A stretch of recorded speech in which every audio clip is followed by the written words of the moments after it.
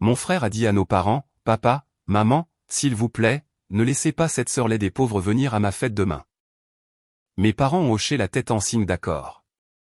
Mon cœur s'est glacé. Je me suis levé, je suis parti, j'ai appelé mon assistante et j'ai annulé tous les contrats que la société de mon frère venait de signer. Le lendemain, mon frère et toute la famille sont devenus fous en essayant de me retrouver. Je suis Clara Dupont, 29 ans.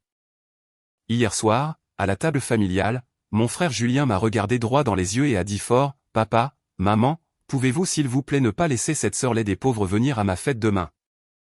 Mes parents ont ri, ont hoché la tête en signe d'accord et m'ont regardé avec dégoût. Maman a ajouté calmement, « Reste juste à la maison. » Mon cœur s'est glacé. Je n'ai pas dit un mot. Je me suis levé, je suis monté à l'étage et j'ai fait mes affaires. Cette nuit-là, j'ai quitté la maison de Neuville pour de bon. Le lendemain matin, j'ai appelé mon assistante et lui ai donné une instruction simple, d'annuler tous les contrats que la société de mon frère venait de signer. Je lui ai dit doucement, il a offensé quelqu'un qu'il n'aurait jamais dû toucher. 30 minutes plus tard, mon téléphone a commencé à exploser. Julien a appelé en premier, la voix tremblante, puis maman, puis papa. Tous étaient frénétiques, me demandant où j'étais, ce que j'avais fait et pourquoi tout s'écroulait. Ils n'en avaient aucune idée. Ils n'avaient aucune idée que tous les accords majeurs qui maintenaient leur entreprise en vie passaient par moi. Ils n'avaient aucune idée que je pouvais tout leur enlever aussi facilement que je l'avais apporté. Avant de vous raconter exactement comment j'en suis arrivé là, s'il vous plaît, prenez un moment pour aimer et vous abonner si cette histoire vous a déjà accroché. Et laissez un commentaire ci-dessous. Dites-moi d'où vous regardez et quelle heure il est chez vous. J'aimerais savoir qui est avec moi. Il y a quelques années, lorsque l'entreprise familiale a commencé à traverser des moments difficiles, tout le monde a supposé que Julien allait arranger les choses. Cela a toujours été la supposition. Nous avons grandi dans la classe supérieure à Voisinville, en France. Dupont Fabrication n'était pas seulement une entreprise, c'était l'identité de notre famille, un producteur de composants industriels qui avait nourri des générations, avec son siège principal à Rosemont juste à l'extérieur de Paris et un manoir tentaculaire qui servait de cœur à tout ce que nous étions censés être. Mes parents aiment dire que c'était dans le sang de Julien. Dès son adolescence, mon frère Julien Dupont, aujourd'hui âgé de 34 ans, a été préparé à tout hériter, réunion du conseil d'administration le week-end, sortie de golf avec des investisseurs potentiels, et dîner tardif où papa lui expliquait les rapports trimestriels. Tout était conçu pour le façonner en tant que futur Dupont. Quand Julien faisait des erreurs comme perdre un petit client au début ou pousser un accord qui échouait, elles étaient rapidement écartées comme des leçons précieuses qui le rendraient plus fort. Je n'ai jamais fait partie de ce tableau. J'ai choisi une voie différente après le lycée. Je suis allé à l'université de Lyon, j'ai obtenu un diplôme en gestion de la chaîne d'approvisionnement et j'ai emménagé dans un petit appartement d'une chambre dans le centre-ville de Paris que je payais entièrement seul. J'ai pris des emplois de débutante, travaillé de longues heures et construit mon expérience à partir de zéro sans jamais demander un centime ou une faveur à la famille. Pour moi, cela ressemblait à de la liberté, à la preuve que je pouvais me débrouiller seul. Pour mes parents, cela faisait de moi une déception, quelqu'un qui avait tourné le dos à tout ce qu'ils valorisaient. Les dîners de famille sont devenus des affaires tendues où la conversation tournait toujours autour de la dernière réunion de Julien ou d'un partenariat potentiel, tandis que mes nouvelles concernant des promotions ou de nouveaux projets étaient accueillies au mieux par de polis hochements de tête, ou au pire par des commentaires dédaigneux, comme maman disant « c'est bien, mais ce n'est pas la même chose que de perpétuer un véritable héritage ». Papa renchérissait en disant quelque chose sur la façon dont Julien portait le poids du nom, sous-entendant que j'avais fui cette responsabilité. Chaque succès que je partageais était minimisé, présenté comme quelque chose sans rapport avec la famille, quelque chose qui ne comptait pas vraiment dans leur monde. Le favoritisme n'était plus subtil. Les petites victoires de Julien étaient célébrées avec des toasts et des histoires racontées à chaque rassemblement, tandis que mes progrès constants étaient ignorés ou redirigés vers la façon dont Julien positionnait l'entreprise pour la croissance. Cela m'a fait plus de mal que je ne l'ai admis à l'époque, ce rappel constant que je ne correspondais pas à leur vision de ce que devrait être un Dupont. Ce qu'ils ne savaient pas, ce que personne dans la famille ne savait, c'est que j'étais en train de construire quelque chose de moi-même, quelque chose de substantiel. Discrètement, sans jamais y associer le nom Dupont ni chercher leur approbation, j'ai fondé Solutions Logistiques Dupont. J'ai commencé petit, exploitant les connaissances que j'avais acquises à l'école et lors de ces premiers emplois, en me concentrant sur la connexion des fournisseurs avec les fabricants de manière à rationaliser des chaînes entières. J'ai négocié mes premiers contrats tard le soir après une journée de travail complète, j'ai appris à repérer les opportunités que d'autres manquaient, et je l'ai lentement transformé en une entreprise qui fonctionnait sans heurts et de manière rentable. Je l'ai gardé totalement privé de ma famille. Je ne partageais pas les mises à jour lors des dîners, je ne mentionnais pas les étapes importantes, et je n'en parlais pas même lorsqu'ils se plaignaient des difficultés de l'entreprise. Parce qu'au fond de moi, je comprenais très clairement une chose, ma famille ne valorisait les gens que lorsqu'elle en avait besoin. Et je n'étais pas prête à être utilisée. Pas encore. Pas comme ça. Puis, un soir, maman m'a appelé à l'improviste. Elle n'a pas demandé comment j'allais, n'a pas pris la peine de parler de mon appartement ou du temps à Paris, et n'a certainement pas posé de questions sur l'entreprise que j'avais fait grandir discrètement pendant des années. Elle est allée droit au problème, sa voix tendue par le genre d'inquiétude qu'elle réservait habituellement au rapport du conseil d'administration ou à la dernière présentation de Julien. Dupont Fabrication était dans de plus gros ennuis que quiconque ne l'avait admis pendant ces périodes difficiles antérieures. Le flux de trésorerie était devenu si restreint que les fournisseurs retardaient les livraisons et menaçaient de rompre complètement les liens.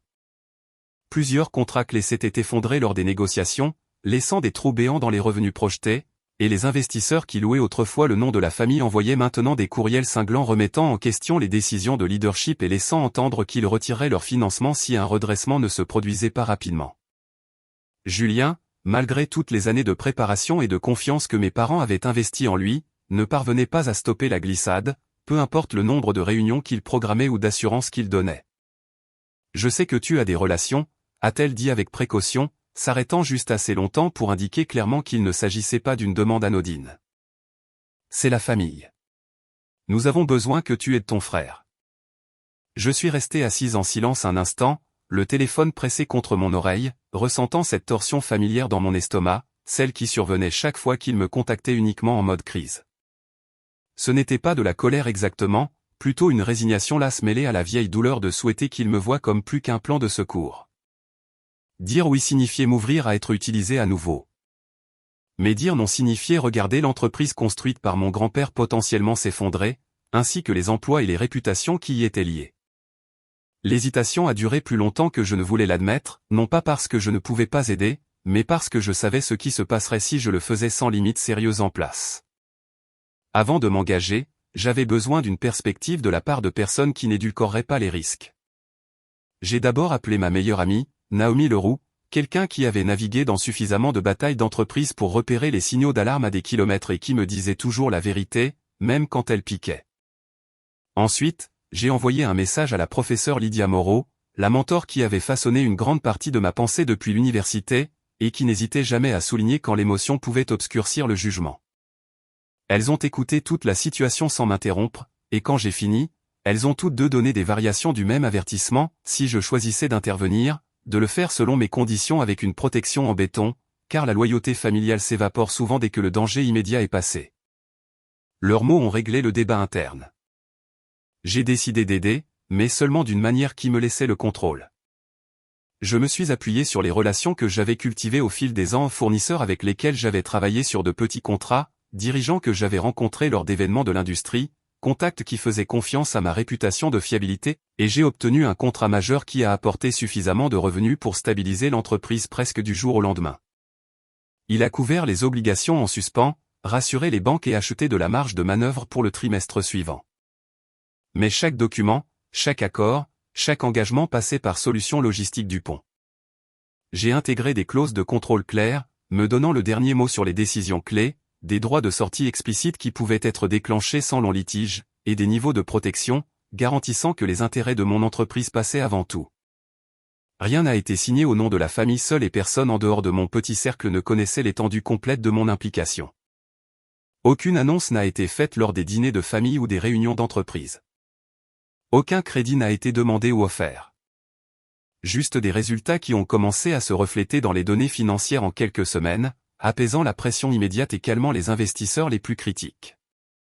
Le changement a été visible tout de suite. Les factures en retard ont été payées. Les lignes de production ont recommencé à fonctionner sans interruption, et la tension dans les bureaux a commencé à se dissiper car les gens sentaient que leurs emplois étaient en sécurité pour l'instant. Julien a commencé à se tenir un peu plus droit, parlant avec cette autorité renouvelée lors des appels et des réunions, acceptant les félicitations, comme si le poids s'était finalement levé de ses seules épaules. J'ai tout observé de loin, un étrange mélange de soulagement que le pire ait été évité, et une prudence croissante quant à la facilité avec laquelle le récit se déplaçait en sa faveur, sans que personne ne se demande d'où le sauvetage était réellement venu. À mesure que ces accords commençaient à arriver, la confiance de Julien a augmenté rapidement. Trop rapidement. Lors des réunions du conseil d'administration, il se tenait au bout de la table et parlait comme si tout le redressement avait été sa vision stratégique depuis le début, détaillant comment il avait repositionné les partenariats et débloqué de nouvelles opportunités avec une assurance fluide qui ne laissait aucune place aux questions. Personne dans la pièce ne le corrigeait ni ne demandait d'où venaient réellement les percées initiales, et les procès-verbaux reflétaient sa version sans contestation, solidifiant le récit selon lequel lui seul avait tiré l'entreprise du gouffre. Mes parents rayonnaient de fierté chaque fois que les investisseurs l'évoquaient lors d'appels ou de rencontres occasionnelles, répétant des histoires sur les nuits tardives et les brillantes négociations de Julien, comme s'ils avaient été témoins de chaque étape en personne. Papa hochait la tête en signe d'approbation et disait des choses comme « c'est mon fils », toujours avec une longueur d'avance. Tandis que maman partageait les éloges avec des amis lors d'événements caritatifs, présentant la reprise comme la preuve que toutes ces années de préparation avaient porté leurs fruits exactement comme prévu. Assez vite, Julien m'a approché directement avec un sourire qui n'atteignait pas tout à fait ses yeux, me rattrapant après l'un des rares rassemblements de famille auxquels j'assistais encore. « Ça ferait bien », a-t-il dit, gardant sa voix basse mais ferme. « Si les gens savaient que tu soutenais la famille, dis-le simplement publiquement, peut-être dans une interview ou lors du prochain dîner d'investisseurs. Dis-leur que tu as contribué en coulisses. » La demande a atterri comme un poids auquel je m'attendais, mais que j'espérais toujours éviter de porter l'implication claire que mon rôle n'était valable que s'il rehaussait encore son image. Ce n'était pas de la gratitude. C'était une demande de lui céder ma visibilité afin qu'il puisse paraître encore plus intouchable. Les mots sont restés en suspens, et pour un moment, j'ai senti la vieille frustration monter, mêlée à une déception plus vive qu'après tout, c'était ainsi que mon effort se traduisait dans son esprit. Je n'ai pas argumenté, je n'ai pas élevé la voix ni souligné l'injustice évidente, car je savais par expérience que la confrontation ne ferait qu'engendrer une attitude défensive et plus de distance. Au lieu de cela, j'ai programmé une réunion avec mon avocat, Étienne Moreau, un spécialiste des affaires que j'avais consulté occasionnellement pour la croissance de ma propre entreprise. Nous avons examiné chaque contrat existant ligne par ligne, identifiant toute ambiguïté et resserrant le langage pour supprimer la moindre chance de mauvaise interprétation. Nous avons clarifié les structures d'autorité afin que mes approbations restent essentielles, renforcer les conditions de résiliation et ajouter des niveaux qui protégeaient complètement la position de mon entreprise. Étienne a hoché la tête pendant que nous travaillions, confirmant que les révisions rendaient le contrôle indéniable, et à la fin de la session, j'ai ressenti un sentiment de sécurité silencieux revenir. Lors des événements familiaux qui ont suivi, réunions de vacances, célébrations d'étapes importantes, dîners informels avec des associés, le ton a changé sensiblement d'une manière qui blessait plus profondément qu'avant. Les blagues sur mon modeste appartement sont devenues récurrentes, livrées avec des rires qui invitaient les autres à se joindre à la fête. Des commentaires sur mes vêtements ou mon style de vie s'échappaient avec désinvolture mais de manière pertinente, toujours devant des invités qui souriaient poliment plutôt que d'intervenir. Les rires à mes dépens sont devenus plus audacieux, comme si mon silence donnait la permission de continuer sans contrôle. Je suis resté silencieuse pendant tout cela, absorbant les pics sans réaction, parce que répondre ne ferait qu'alimenter la dynamique qu'il semblait apprécier. À l'intérieur, la détermination s'est renforcée à chaque incident, un rappel que la visibilité selon leurs conditions ne valait pas le prix. Au cours des mois suivants, la distance s'est accentuée. Les invitations au dîner de famille, qui étaient déjà devenues peu fréquentes, ont cessé d'arriver complètement. Au début, ce fut un week-end manqué, puis un autre, jusqu'à ce que les semaines se transforment en un mois complet sans un seul message ou appel demandant si je voulais me joindre à eux au manoir de Voisineville. Je me suis dit que cela n'avait pas d'importance, que j'avais ma propre vie à Paris. Mais le silence portait toujours une piqûre qui persistait plus longtemps que prévu. Lorsque je me suis présenté sans invitation pour une fête de fin d'année ou un anniversaire, dans l'espoir de maintenir un certain lien en vie, l'atmosphère a changé dès que j'ai franchi la porte. Les conversations se sont interrompues brièvement, les sourires se sont crispés et les insultes qui étaient auparavant enveloppées dans des phrases polies sont sorties brutes et directes. Pauvre. Quelqu'un le disait avec désinvolture en passant le vin, assez fort pour que les invités à proximité l'entendent, suivi d'un léger rire qui invitait à l'accord. Laide. Cela s'échappait pendant le dessert, associé à un regard sur ma robe simple ou la façon dont je portais mes cheveux, comme si mon apparence était une offense personnelle à l'image soignée qu'il voulait projeter. Un sujet d'embarras, celui-là était le plus dur, livré avec un soupir et un hochement de tête en face d'associés ou de cousins éloignés, impliquant que ma seule présence abaissait le nom de la famille qu'il gardait si farouchement. Les mots n'étaient plus murmurés. Ils étaient prononcés ouvertement à table, accueillis par des hochements de tête ou des gloussements d'autres personnes qui semblaient soulagées d'avoir la permission de se joindre à la fête. Maman essayait d'arranger les choses en changeant rapidement de sujet, mais sans jamais me corriger, tandis que papa évitait tout contact visuel. Julien était assis au centre de tout cela, dirigeant parfois les commentaires, parfois les laissant couler autour de lui avec une expression satisfaite qui montrait clairement qu'il se sentait en droit d'être sous les projecteurs sans concurrence. Chaque incident érodait la patience qu'il me restait, transformant la tolérance silencieuse en un lent ressentiment brûlant que je gardais enfoui sous un extérieur calme. J'ai cessé d'essayer de m'habiller élégamment ou d'apporter des contributions aux conversations, car rien ne semblait adoucir l'amertume qu'il me dirigeait. Puis vint l'annonce officielle qui a tout changé. Julien a été nommé directeur général de Dupont Fabrication, une décision que le conseil d'administration a célébrée avec des communiqués de presse et des événements de félicitations qui le dépeignaient comme le visionnaire qui avait assuré à lui seul l'avenir de l'entreprise. Des invitations ont été envoyées pour une grande fête de promotion au manoir, une affaire extravagante avec traiteur, musique en direct et une liste d'invités remplie d'investisseurs, de partenaires et d'influenceurs locaux désireux de porter un toast au nouveau leadership. Je l'ai appris comme tout le monde, par des publications sur les réseaux sociaux et des messages de groupes familiaux qui, d'une manière ou d'une autre, n'incluaient jamais mon numéro. Le dernier dîner avant la fête est arrivé. Comme n'importe quelle autre soirée tendue, sauf que cette fois, la tension était plus épaisse dès le départ. Nous étions assis autour de la longue table, les plats servis par le personnel, les conversations tournant entièrement autour des préparatifs de la grande soirée.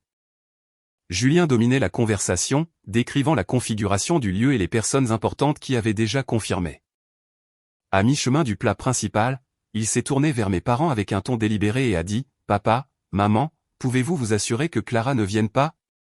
Nous ne voulons rien qui gâche l'atmosphère. » Maman a hoché la tête sans hésitation, ajoutant doucement mais fermement « Il est probablement préférable que tu restes à la maison cette fois. » Papa m'a regardé brièvement avant de détourner le regard, n'offrant aucune protestation. La pièce est devenue silencieuse pendant une seconde, les fourchettes s'arrêtant en l'air, attendant ma réaction. Ce fut le moment où j'ai arrêté d'attendre du respect. Le moment où quelque chose à l'intérieur s'est finalement brisé net. J'ai repoussé ma chaise lentement, je me suis levé sans un mot et je suis monté à la chambre d'amis. J'y gardais encore quelques affaires. J'ai emballé le peu qui restait vêtements, quelques objets personnels et dans un sac, je l'ai descendu devant la table où la conversation avait déjà repris comme si de rien n'était, et j'ai quitté la maison cette nuit-là sans regarder en arrière. Le matin après avoir quitté la maison, j'ai passé un appel à mon assistante. J'ai gardé ma voix calme et régulière, la façon dont j'avais pratiqué dans ma tête pendant la longue route de retour à Paris la nuit précédente. Annule tout, lui ai-je dit. Toutes les négociations en cours, tous les futurs accords, avec effet immédiat. Elle n'a fait qu'une pause d'une seconde avant de confirmer qu'elle avait compris, ne posant aucune question car elle avait travaillé avec moi assez longtemps pour savoir quand une décision était finale. J'ai raccroché et posé le téléphone face contre terre sur le comptoir de ma cuisine d'appartement, regardant la ville se réveiller par la fenêtre pendant que les instructions se mettaient en branle. Pas de discours, pas d'avertissement, pas d'explications dramatiques envoyées à qui que ce soit dans la famille. En quelques heures, les premiers signes sont apparus. Les courriels des partenaires revenaient avec des réponses automatiques concernant des discussions terminées. Les appels programmés ont été annulés avec de brèves notifications citant le réalignement stratégique. Les fournisseurs qui comptaient sur la prochaine phase de commande ont reçu des lettres formelles retirant les engagements. Les dominos ont commencé à tomber plus vite que je ne l'avais même anticipé, chacun tirant des revenus de Dupont Fabrication comme des fils d'un tissu qui s'affaiblit. Mon téléphone a commencé à vibrer sans arrêt peu après le déjeuner. Le nom de Julien a clignoté en premier, appel après appel que j'ai laissé sonner jusqu'à ce qu'il passe à la messagerie vocale. Ces messages, commençant confus, sont rapidement devenus acerbes avec des accusations. Maman a suivi, ces textos arrivant en succession rapide, exigeant de savoir ce qui se passait et pourquoi personne ne pouvait me joindre pour des réponses. Papa a essayé ensuite, ses appels espacés, laissant des messages vocaux qui semblaient fatigués et déconcertés, me demandant de rappeler pour que nous puissions en parler. Les messages se sont accumulés dans une vague incessante, les messages vocaux se chevauchant, les textos remplissant l'écran et même des courriels du compte de l'entreprise que j'avais cessé de consulter régulièrement depuis longtemps. Certains étaient en colère, me blâmant pour sabotage sans comprendre l'ensemble du tableau. D'autres passaient aux supplications, promettant des conversations ou des excuses si seulement je pouvais inverser tout ce que j'avais fait. J'en ai lu quelques-uns mais n'ai répondu à aucun au début, laissant le silence s'étirer, parce que les mots semblaient inutiles après tout ce qui avait été dit ou non dit lors de ce dernier dîner. Quand j'ai finalement décroché l'un des appels de Julien tard dans l'après-midi, sa voix était brisée par une panique qu'il ne pouvait cacher. Il a exigé des explications, m'a accusé de trahison, et a insisté pour que je répare cela immédiatement car le conseil d'administration posait déjà des questions auxquelles il ne pouvait pas répondre. J'ai écouté sans interrompre jusqu'à ce qu'il reprenne son souffle, puis j'ai parlé calmement. Vous avez clairement fait votre choix hier soir. Voici le mien. Il a balbutié d'autres accusations, mais j'ai mis fin à l'appel avant qu'il ne puisse finir. La tentative suivante de maman est venue par vidéo, son visage remplissant l'écran avec des yeux rougis et un ton qui oscillait entre fureur et désespoir, demandant comment je pouvais faire cela à la famille, à l'héritage, à l'avenir de Julien. Je l'ai laissé parler, sentant le poids des années derrière ses mots. Mais quand elle a fini, j'ai seulement dit, vous m'avez dit de rester à la maison. Je fais plus que cela maintenant. L'appel de papa était plus calme, presque résigné, admettant que l'entreprise se désagrégeait plus rapidement que quiconque ne l'avait prévu et demandant s'il y avait un moyen d'arrêter cela. Je lui ai dit que les décisions étaient prises et irréversibles, puis j'ai raccroché avant que l'émotion ne puisse s'installer. J'ai mis le téléphone sur silencieux après cela, regardant les notifications s'empiler sans les toucher à nouveau ce jour-là. La froide certitude qui s'était installée dans ma poitrine la nuit précédente a tenu bon, aucun regret, aucune seconde pensée, juste la réalisation tranquille que le pouvoir que j'avais détenu dans l'ombre pendant si longtemps était finalement au grand jour, et ils en ressentaient toute la force pour la première fois. 1 an plus tard, je me tenais dans mon nouveau bureau surplombant la ville. Solutions Logistiques Dupont avait grandi au-delà de tout ce qu'ils auraient pu imaginer, s'étendant sur de multiples nouveaux marchés avec des partenariats qui généraient des flux de revenus bien plus importants que ceux que j'avais autrefois discrètement fournis à l'entreprise familiale. L'espace de bureau dans le centre-ville de Paris était lumineux et ouvert, rempli d'une équipe qui respectait les limites et célébrait ouvertement les contributions à un contraste complet avec les cercles fermés que j'avais connus en grandissant. Les étapes importantes sont venues régulièrement, des clients majeurs signant des accords à long terme, des prix de l'industrie reconnaissant l'innovation dans l'efficacité de la chaîne d'approvisionnement, et des projections qui placent l'entreprise sur la bonne voie pour une échelle encore plus grande dans les années à venir. La vie semblait stable d'une manière qu'elle n'avait jamais eue auparavant, construite entièrement sur des choix qui m'appartenaient uniquement. Julien est resté au chômage pendant la majeure partie de cette année. Son curriculum vitae était éclipsé par l'effondrement public et les questions qui persistaient concernant les décisions de leadership au cours des derniers mois. Les offres d'emploi se sont taries à mesure que la nouvelle se répandait dans les réseaux industriels restreints, le laissant naviguer dans une réalité où le charme n'ouvrait plus les portes comme il le faisait autrefois. Mes parents ont vendu la maison de Neuville plus tôt que prévu, déménageant dans quelque chose de plus petit et de plus gérable. Après que le règlement de la faillite ait eu raison des économies et des actifs liés à l'entreprise, les invitations sociales qui remplissaient autrefois leur calendrier ont ralenti jusqu'à devenir un filet, et les cercles dans lesquels ils évoluaient se sont discrètement éloignés des familles associées au scandale financier. Je n'ai pas appelé, je n'ai pas pris de nouvelles, je n'ai pas répondu aux messages occasionnels de tiers demandant si la réconciliation était possible. Aucun contact n'est passé entre nous, un silence qui a commencé comme une protection et s'est installé dans la permanence. En regardant en arrière depuis la fenêtre de ce bureau, avec l'horizon qui s'étend et mon propre chemin clairement défini, le contraste semblait flagrant et indéniable.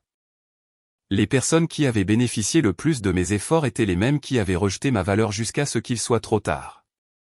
Et les conséquences auxquelles ils étaient confrontés maintenant servaient de rappel que les actions ont un poids bien après que le moment soit passé. Certaines leçons n'ont pas besoin d'être répétées, personne n'a le droit de définir votre valeur, surtout pas ceux qui